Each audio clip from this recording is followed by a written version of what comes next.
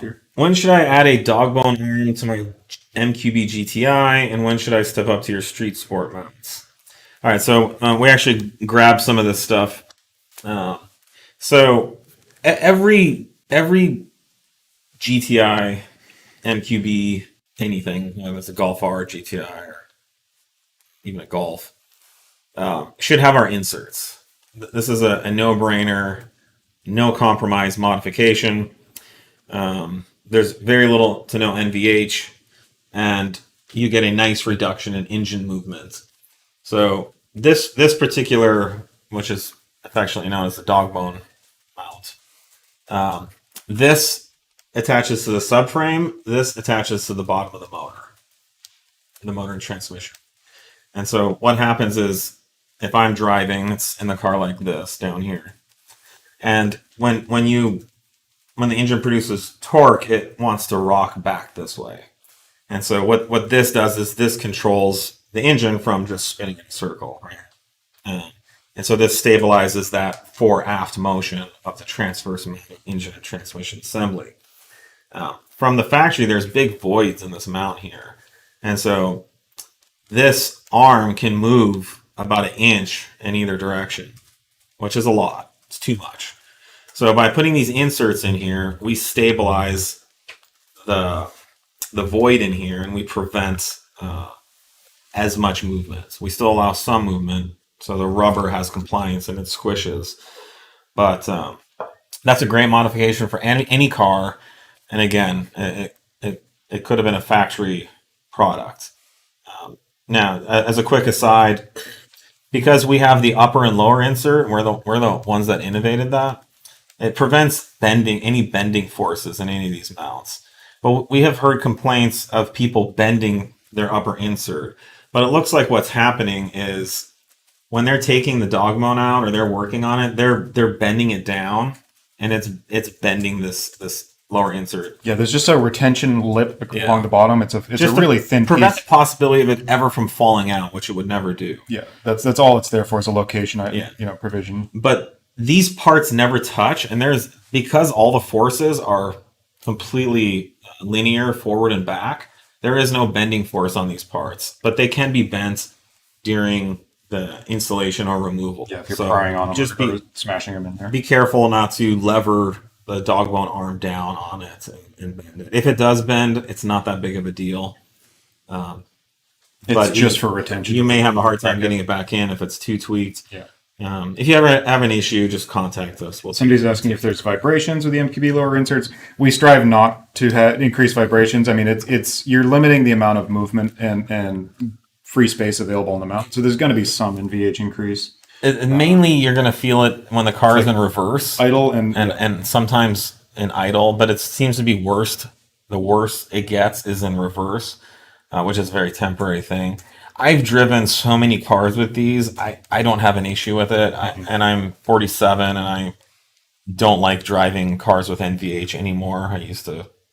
I had a car once that it had so much NVH it would crack its own windshield when I would drive it. So that's where I came from. But I'm at a point now where I want nice, quiet comfort, and I'd like to get home in one piece, and I'd like to see out of the windshield.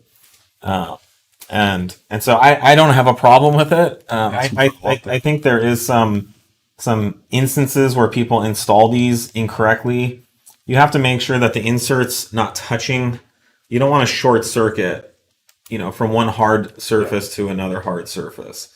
You want to make sure that you have rubber or air insulating at all parts, which isn't hard to do, but I think they can certainly be installed incorrectly easily, and you can, if you get things twisted or you get things kind of tilted and smashed in there. You can, like Joe said, short circuit your vibration path, and you're going to get a lot of noise, a lot of interference. And there is an issue when you're putting all this together. If this is attached to the motor's swinging around and it's producing. You got to line it up and get everything lined up, so that can aggravate the proper alignment of things. So make sure you're doing that. So anyways, that's the Dogbone. Now, we have an additional upgrade, which is our density line motor and transmission mounts.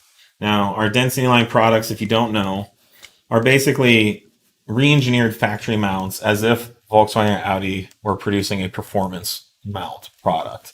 So we re-engineer the rubber, we re-engineer the voids. In many cases, we eliminate any voids in the mounts, and we change the durometer of the rubber. This is a product that we innovated in 2005 in this industry, and we've been very successful with this product concept, and we have a full line of density products. These Mark 7 GTI Golf R mounts have been on the market for 5-6 years. We've sold tens of thousands of them, and we've improved them a number of times over the years. And so this is a great product for anyone who's driving the car, doing spirited driving. It could be on a road course. It could be on the street, absolutely on the street. We offer street density version. So again, this is going to introduce some NVH, but nothing terrible. But it's going to completely lock down the motor and transmission drivetrain, so that when you apply power, you get a very direct transfer of power to your tires, and you don't like squish and bounce around your motor and transmission. These mounts perform substantially better than stock. They are not stronger than stock. So if you're planning on doing lots of like clutch drops and burnouts and drag racing and stuff like that, big power setups. Yeah, you like to like bang and scratch second gear and and stuff like that. You can do it, but you will damage the mounts eventually because they're not strong. If you're busting apart factory castings, you're gonna probably be in a similar place with these. We're using factory style castings, factory rubber. Ours have less movements, but the design is not inherently engineered to be strong. It's a different performing product that's in the same format or architecture as the factory mounts. And again, this is fine for anyone who's not drag racing or doing burnouts or really kind of like things that are really hard on the drivetrain. But the good news is if you do that, we got the mount for you. So this kind of, you can see the resemblance. This is the same application. And this is our Motorsport. This is indestructible. You cannot break this. Yeah, if you've broken one of these, you've got a lot of other things that are you will break your leg poor shape far sooner than you will break this. And I don't care if you have 500 horsepower or 2,000. Everything else in your car will break around this mount, which is what it's designed to do. It's all billet construction, and we do feature our density line rubber mounts in here. It's something we do have to often clarify is these aren't solid. These are still active, dampened, rubber isolated mounts. They allow compliance in the drivetrain, which is very important. You cannot really solid mount an engine and transmission in a car and expect it to last. Things will break because things have to move around. My e-Golf is solid. It's not an internal rubber mounts.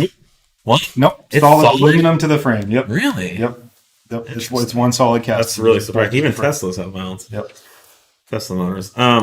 So anyways, this is the beat it to death, and we do offer a street density and we call it a street sport and track sport in this. The street sport isn't quite as raunchy. The track sport will shake your teeth out. The street sport, I would say, is livable on the aggressive side. For example, the Malacca guys run these and they like them. They don't have any complaints about the NVH. But if strength, and Kyle, one of our marketing guys runs them, very nice.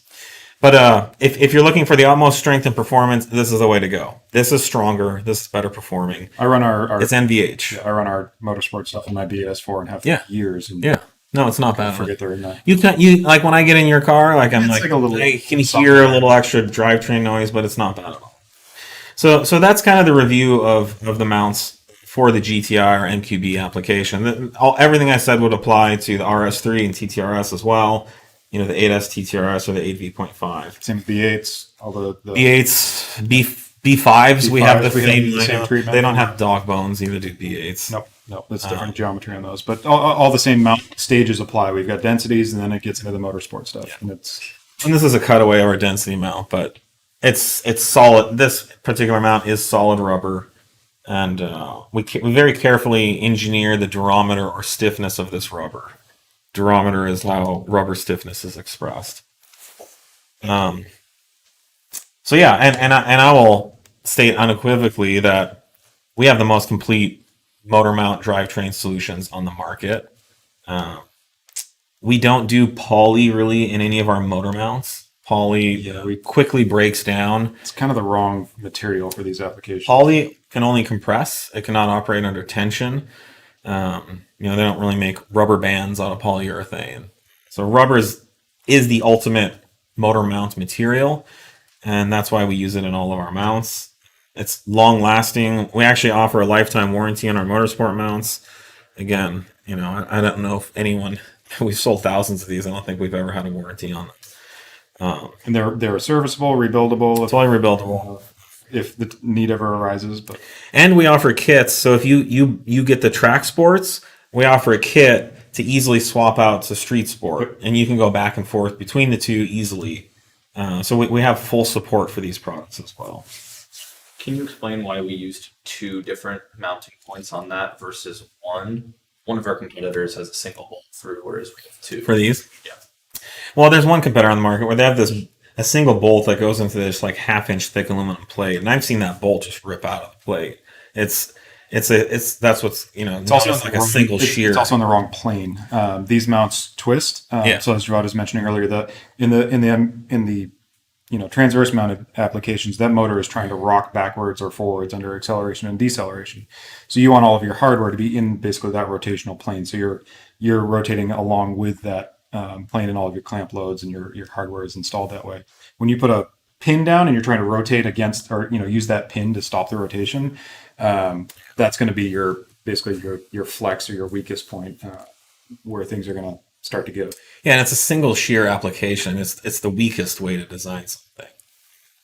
So that's why if you Google this particular competitor, there's just lots of pictures of them. And we, failing. The first revisions of these we did have a single larger bushing in there. We played with some different aspects of setting these up. The dual smaller bushings much more controlled the drivetrain the way we wanted, and that's kind of where we settled in. Yeah. But yeah, no, we've tested a lot of different combinations on this. On some of the applications, we actually have a rubber mounting provision that goes in between the 2 mount bodies as well to add some lateral that basically stiffness. Replicates this feature here on the stock mounts, where it keeps the motor and transmission from moving laterally left and right. Again, you're not going to find more complete solutions than what we offer. There was one company that was trying to compete with us, and I think they recently shut down. We're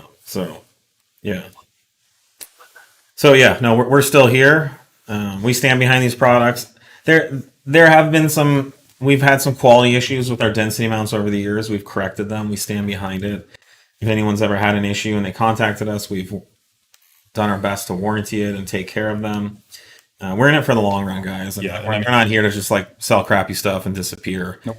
And I'd say with the numbers of those we've put into the market, we've got a really solid track record, even with the limited issues we've had from time to time through different production runs. Yeah, the 034 Motorsport website went live in 2004, and it's never come down for any reason, and we have no plans to take it down. And I saw we're like the 150,000th most trafficked website in the U.S., which is not a small thing. That's great. Yeah.